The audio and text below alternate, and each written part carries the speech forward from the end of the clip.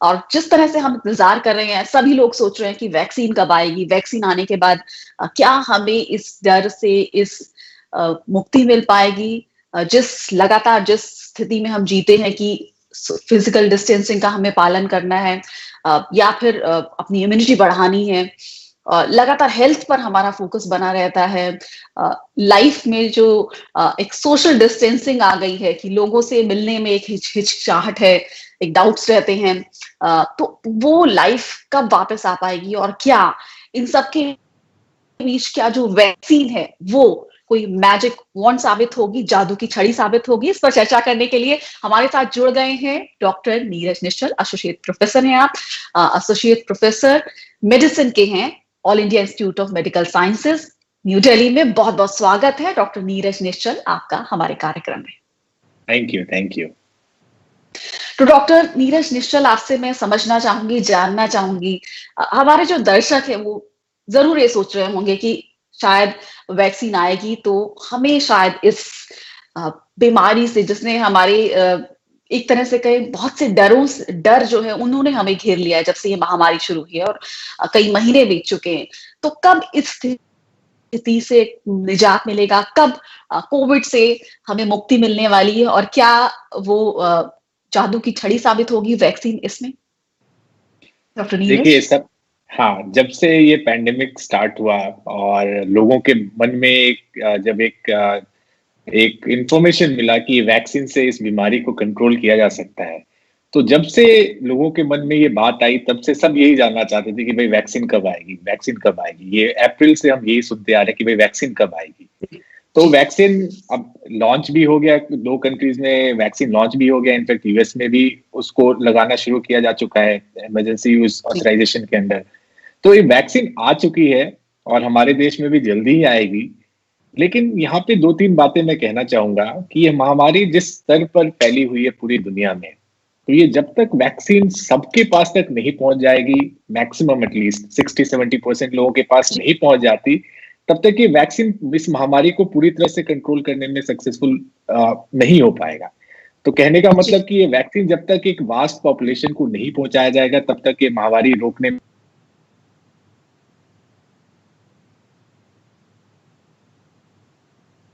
एक social vaccination की जो बात करते हैं, जिसके बारे में आपने भी बताया कि फिजिकल डिस्टेंसिंग, मास्क एटिक्वेट, जो मास्क ढंग से पहनने का तरीका, हैंड हाइजीन की जो बात करते हैं, और एक और इम्पोर्टेंट ये है कि अगर आप सिम्टोमेटिक हैं, आपको कोई सिम्टम है, आप फटाफट से अपने आप को बाकियों से अलग कीजिए, टेस्ट कराइए। टेस्ट पॉजिटिव है तो उसका इलाज होगा, अगर टेस्ट नेगेटिव है तो फिर आप वापस से आप सोसाइटी में इंटीग्रेट कर सकते हैं। लेकिन इन सब चीजों का अगर हम ध्यान नहीं रख के सिर्फ वैक्सीन पर रिलाई करेंगे अगर अभी से ही, तो फिर हमें अभी इस महामारी को रोकने में काफी समय लग जाएगा। जी बिल्कुल, जिस तरह आपने वैक्सीन की बात करी कि ये वैक्सीन जब तक सबको नहीं लग जाएगी मास लेवल पर, तब तक इस महामारी को, इस पैंडेमिक को कंट्रोल करना आसान नहीं होगा। तो वैक्सीन को लेके भी कई लोगों में मिथ्स भी हैं, कुछ उस पर भी मैं आपसे जानना चाहूंगी। कुछ लोगों में डर भी है वैक्सीन को लेके, कितनी वो सफल हो पाती है, कितनी नहीं हो पाती, और क्या बायोलॉजिकल वैक्सीन और जो सोशल वैक्सीन जिसकी आप बात करें, दोनों को साथ साथ चलना होगा, तभी हम इस बीमारी पर काबू पाएंगे? देखिए, वैक्सीन को लेकर 2 तरह के लोग हैं। एक वो जो बहुत ही एक्साइटेड है कि वैक्सीन आ रही है, उन्हें लगता है कि जैसे वैक्सीन आएगी उन्हें वैक्सीन लगेगा और वो बिल्कुल सेफ हो जाएंगे, बीमारी गायब हो जाएगी। और एक ग्रुप है जिनको लगता है कि वैक्सीन आने में काफी जल्दीबाजी हुई है, क्या वो हमारे लिए सेफ है, क्या वो इफेक्टिव होगा या नहीं होगा। इन सब के बीच में उनके दिमाग चल रहे हैं कि भाई ये क्या सक्सेसफुल होगा या नहीं होगा। तो इन दोनों लोगों के लिए मैं यही कहूंगा कि हमें एक प्रैग्मेटिक अप्रोच लेना पड़ेगा। वैक्सीन जैसे एक मैजिक बुलेट नहीं होगा कि आते ही बीमारी कंट्रोल हो गई। वैक्सीन लगने के बाद जो इम्यूनिटी बिल्डअप होता है उसमें समय लगता है। नॉर्मली जो भी वैक्सीन लॉन्च हो रहे हैं उनकी एटलीस्ट 2 डोजेस की जरूरत पड़ेगी, जो कि 4 वीक्स अपार्ट होंगे। बिल्कुल, मैं आप चाहूंगी कि ये एक्सप्लेन करें। जी, तो मैक्सिमम जो वैक्सीन है उनके 2 डोजेस चाहिए होंगे 4 वीक्स के गैप पे, उसके बाद जो है एक्चुअल इम्यूनिटी डेवलप होगी। तो अगर वैक्सीन लग भी रहा है तो ये जो फेज है जब वैक्सीन लगने से इम्यूनिटी डेवलप होने है, उस समय आपको अपनी सावधानी रखनी ही पड़ेगी, उसमें आप लापरवाही नहीं कर सकते हैं। क्योंकि अभी कुछ दिन पहले एक न्यूज में भी आपने सुना होगा कि किसी को वैक्सीन लगा, उसे इन्फेक्शन हो गया तो लोग बिल्कुल ये हो गया कि भाई वैक्सीन तो काम ही नहीं कर रहा है। तो वैक्सीन का काम जो होता है सिर्फ बीमारी सीरियस ना हो वो प्रिवेंट करने में सबसे ज्यादा कारगर होता है। ये इसका ये मतलब नहीं है कि आप इन्फेक्ट नहीं हो सकते, आप फिर भी इन्फेक्ट हो सकते हैं, लेकिन किसी भी वैक्सीन का ये प्राइमरी रोल होता है कि उस बीमारी को घातक ना होने दे। अगर आपको बीमारी होती भी है तो आप बिल्कुल माइल्ड फॉर्म में रहे और आपकी बॉडी बाकी उसको संभाल सके। तो वैक्सीन लगने का ये मतलब कतई ना समझे कि आप इन्फेक्ट नहीं हो सकते। ऑफ कोर्स इस वैक्सीन का काम होगा कि आप बीमार ना पड़े। तो ये सब जो गलतफहमी लोगों के बीच में है कि वैक्सीन आते ही सब कुछ ठीक हो जाए, वो गलत है। और जो लोग इस वैक्सीन को लेके टेंशन में है कि पता नहीं ये सेफ है या नहीं है, डेफिनेटली ये वैक्सीन जिस रफ्तार से ये सारे वैक्सीन डेवलप हुए हैं ऑलमोस्ट लेस देन 1 ईयर में, ये अपने आप में एक रिकॉर्ड है, क्योंकि इससे पहले कोई भी वैक्सीन बनने में एटलीस्ट 5 से 6 साल का समय लगा ही है।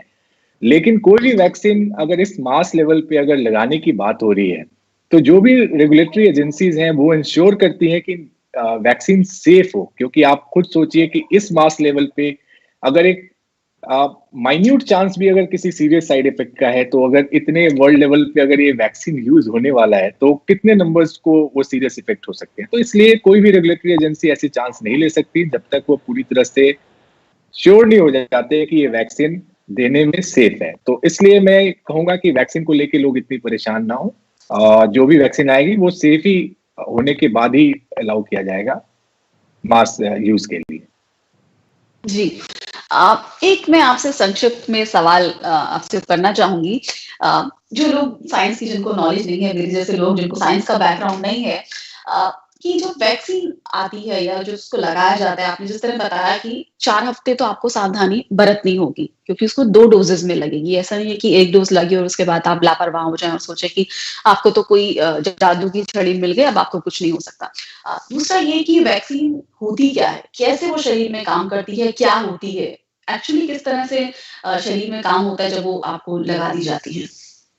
तो जैसे कोई भी, जैसे बॉडी का जो डिफेंस मैकेनिज्म है, इम्यून सिस्टम है, वो बाहर से जो भी इन्फेक्शियस पार्टिकल आते हैं उसके कुछ पर्टिकुलर जो पार्ट्स होते हैं जिसको हम एंटीजन कहते हैं, जो उस बैक्टीरिया या वायरस का कंपोनेंट होता है, तो उसके अगेंस्ट वो आइडेंटिफाई करता है कि भाई ये इस पर्टिकुलर बैक्टीरिया या वायरस का पार्ट है, तो उसके अगेंस्ट वो एंटीबॉडी बनाता है ताकि कभी भी बॉडी में अगर वो इन्फेक्शन आए तो बॉडी तैयार है और तुरंत से उसके अगेंस्ट एंटीबॉडी बनाकर वो उसको कंट्रोल कर सके। तो बेसिकली ऐसे जो इन्फेक्शियस बीमारियां हैं उसमें हम यही कोशिश करते हैं कि बॉडी को इन्फेक्शन होने से पहले ही प्राइम करके रखें कि अगर वो इन्फेक्शन फ्यूचर में आए तो वो तुरंत एंटीबॉडी बनाकर उस बीमारी को कंट्रोल कर सके।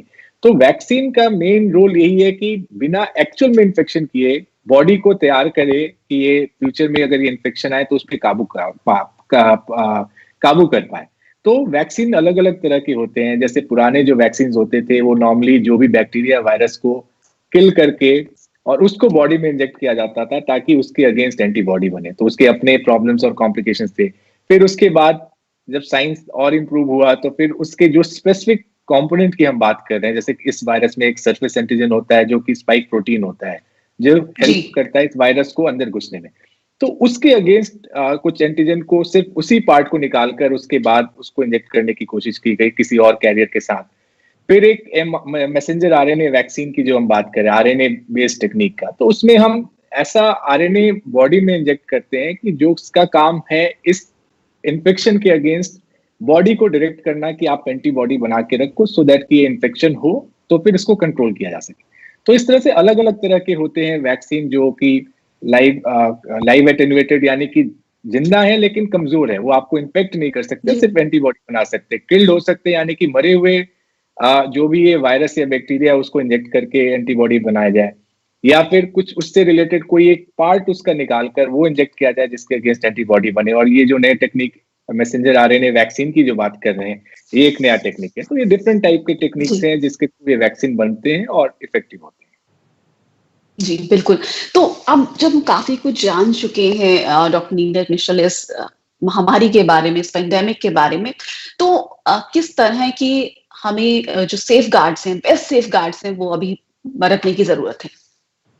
देखिए, जैसा कि एक स्लोगन दिया गया था और अमिताभ बच्चन भी हमेशा बार-बार यही कहते हैं 2 गज की दूरी, मास्क है जरूरी। तो ये एक किसी फिल्म का डायलॉग नहीं माना जाए, ये किसी नारे की तरह नहीं देखा जाए।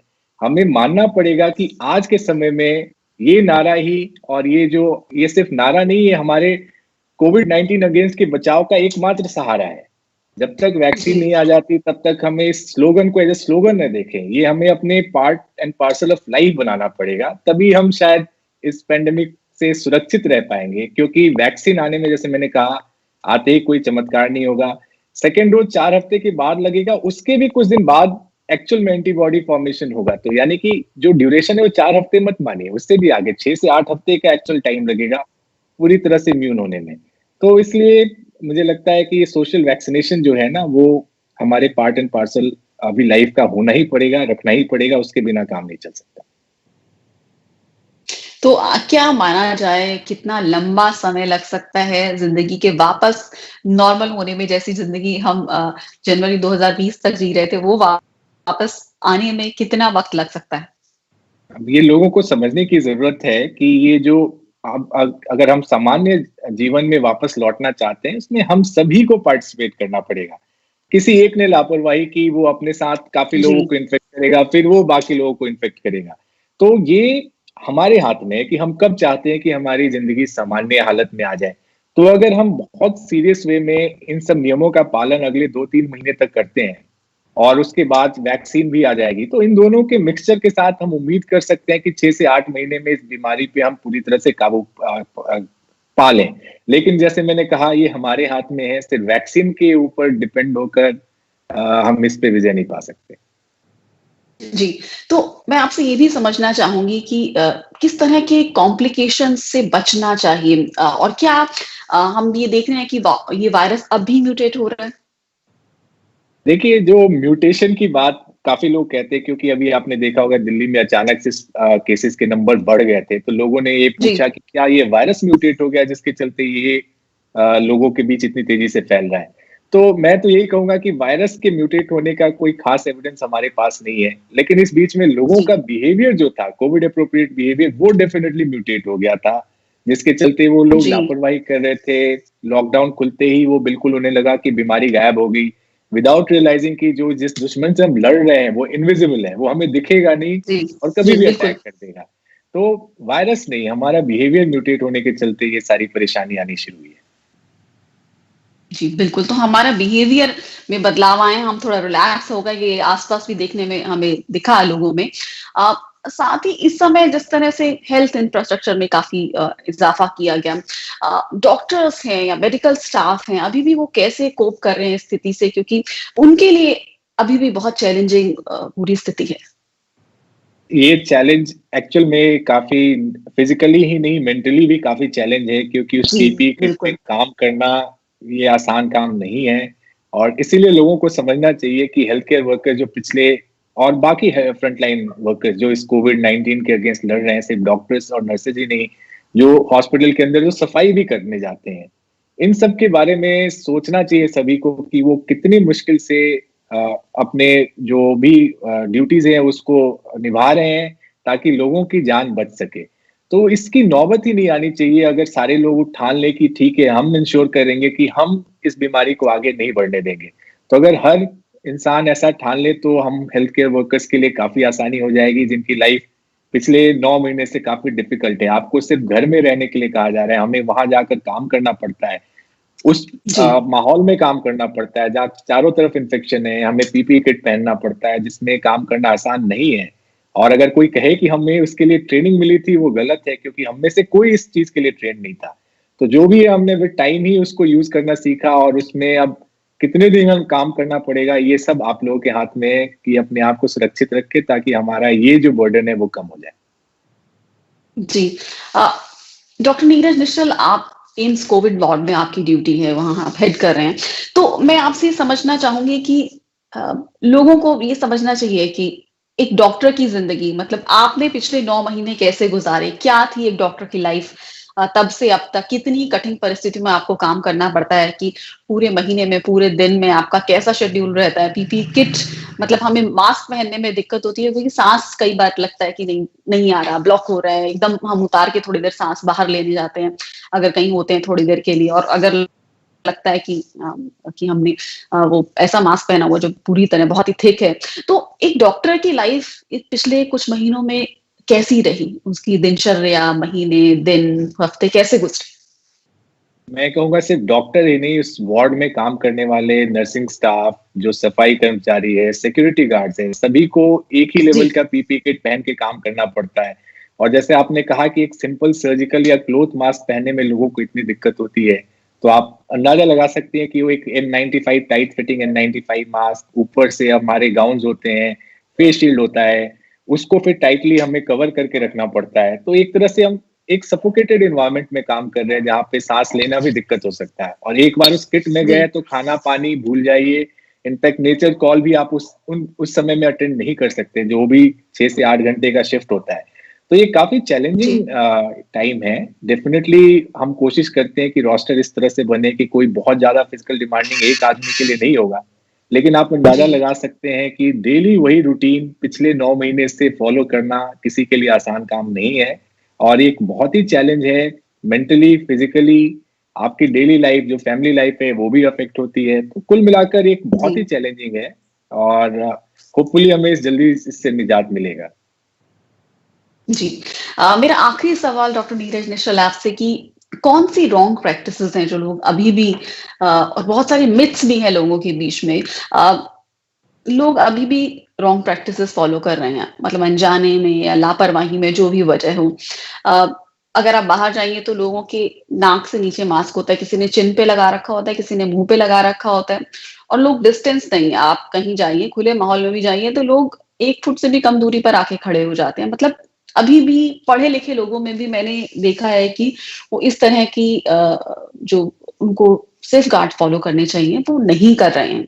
तो लोगों को आप क्या कहना चाहेंगे? सरफेस को भी लोग उस तरह से नहीं देखते कि नहीं किसी हैंडल को हाथ नहीं लगाना या फिर सरफेसेस से बचना है, किसी भी सरफेस से या मास्क को लगाया और वही मास्क को नीचे नाक से किया, नाक पे खुजली की, मास्क के ऊपर के सरफेस को हाथ लगाया। उनको नहीं पता कि मास्क का पर्पज़ क्या है? मतलब एक कॉमन सेंस भी लोग फॉलो नहीं करते, जो कि मैंने खुद देखा है। तो आप जो हमारे व्यूअर्स हैं उनसे क्या कहना चाहेंगे जो मिथ्स हैं इसको लेके और जो रॉन्ग प्रैक्टिसेस हैं उनको लेके और चाहे सरफेस से बचने की बात है और चाहे मास्क को सही तरीके से मास्क लगाना मतलब चिन पे मास्क लगा लिया नीचे लटका लिया गले पे आ गया वो मास्क नहीं है मतलब उससे अच्छा तो तो ना लगाना या मुंह पे लगा लेना इस तरह के बहुत सारे प्रैक्टिसेस देखी हैं या मास्क ढीला हो गया तो लगाए हुए हैं तो आप व्यूअर्स से क्या कहना चाहेंगे? देखिए, जैसे आपने कहा कि लोगों को ये समझने की ज़रूरत है कि जैसे आपने नोटिस किया कि ठीक है, पढ़े-लिखे लोग भी ऐसा नहीं कर रहे हैं। तो वही मैं सिर्फ़ ये आपको रीइन्फोर्स करना चाहूँगा कि इस बीमारी को कंट्रोल करने के लिए आपके एजुकेशन लेवल नहीं, आपके कॉमन सेंस की ज़रूरत है। अगर जी, आप देखें, टेक्निकली देखें, ये बीमारी एक एक्सोटिक बीमारी थी। ये बीमारी बाहर से जी, हमारे देश में आया था। तो डेफ़िनेटली जो लाने वाले लोग होंगे, वो एजुकेटेड और अच्छे घरों से ही होंगे। तो जो भी हमने उस समय प्रिकॉशंस लेने के लिए कहा था, डेफिनेटली वहां पे कहीं उन्होंने भूल चूक की जिसके चलते इस देश में जी, ये बीमारी फैल गया।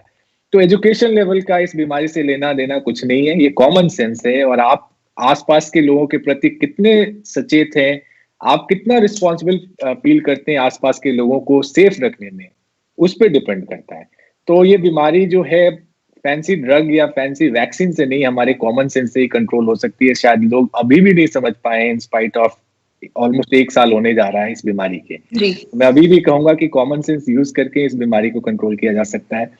और जो एक और बहुत ही मेजर प्रॉब्लम मुझे लगती है, जो हर बार मैं बात करता हूँ, ये सोशल मीडिया जी, पे वायरल हुए मैसेजेस, जो कि बहुत ही सेंसेशनल से लगते हैं, बहुत ही सबको लगता है अरे वाह ये क्या है, लेकिन वो एक्चुअल में गलत होते हैं।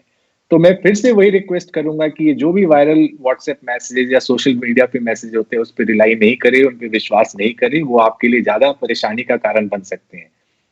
जी, और जो आखिरी बात मैं कहूंगा कि जो भी ये सेल्फ मेडिकेशन की टेंडेंसी लोगों में होती है, उन सबको लगता है कि वो कोविड एक्सपर्ट हो गए हैं, कोविड बीमारी को खुद से ठीक कर सकते हैं और अपनी मर्जी से सुनी सुनाई बातों पे अपनी इलाज खुद ही करने लगते हैं, जो कि उनके लिए जानलेवा सिद्ध हो सकती है। हम कई बार देखते हैं कि लोग जो है अपनी मर्जी से दवाई खाना शुरू करते हैं, कुछ को लगता है स्टेरॉइड इस बीमारी का इलाज है। तो ये सब चीजों की में लापरवाही भाई बिल्कुल, किसी डॉक्टर की सलाह के बाद ही आप अपना कोई भी ट्रीटमेंट के बारे में डिसीजन लें। व्हाट्सएप मैसेज और सोशल मीडिया के मैसेज पे बिल्कुल रिलाई ना करें। जी, बिल्कुल व्हाट्सएप मैसेजेस और जो सोशल मीडिया पे अ, बिना जानकारी के अननोन सोर्सेज़ से जो मैसेज आते हैं उनसे बचें। बहुत आते हैं, कई बार डॉक्टर्स हॉस्पिटल्स के नाम से आते हैं, कभी किसी अंतर्राष्ट्रीय संस्था के नाम पर आते हैं, उनसे बचना चाहिए। जब तक रिलायबल सोर्स ना हो तब तक आपको ना तो उस मैसेज को आगे बढ़ाना चाहिए और ना उस पर भरोसा करना चाहिए। तो जिस तरह से आपने कहा कि जो है फिजिकल डिस्टेंसिंग और जो बायोलॉजिकल वैक्सीन आती है, दोनों को साथ-साथ चलना होगा। यानी कि सोशल वैक्सीन और बायोलॉजिकल वैक्सीन दोनों को साथ-साथ चलना होगा और कॉमन सेंस अप्लाई करना होगा आपको। आप पढ़े-लिखे हैं तो इस तरह की जो भी अ, जब कहा जा रहा है कि फिजिकल डिस्टेंसिंग रखिए तो रखना चाहिए आपको। ज़रूरत ना हो तो जिस तरह बार-बार ये कहा जाता है घर से ना निकले। सरफेस को लेके डॉक्टर नीरज निश्चल मैं आपसे कहना चाहूँगी कि आप दर्शकों को बताएँ कि सरफेसेस से कैसे बचना चाहिए? क्योंकि सरफेस पे लोग ध्यान नहीं देते, मतलब बाहर के कपड़े आए वो रख लिए, मास्क का सरफेस है वो पॉकेट में डाल दिया, किसी भी जगह बैठ गए या किसी भी चीज़ को छू लिया। तो ना सिर्फ मास्क को ढंग से लगाना है बल्कि सरफेसेस से भी बचना है। तो सरफेसेस से बचने को लेकर आप क्या कहना चाहेंगे व्यूअर्स से?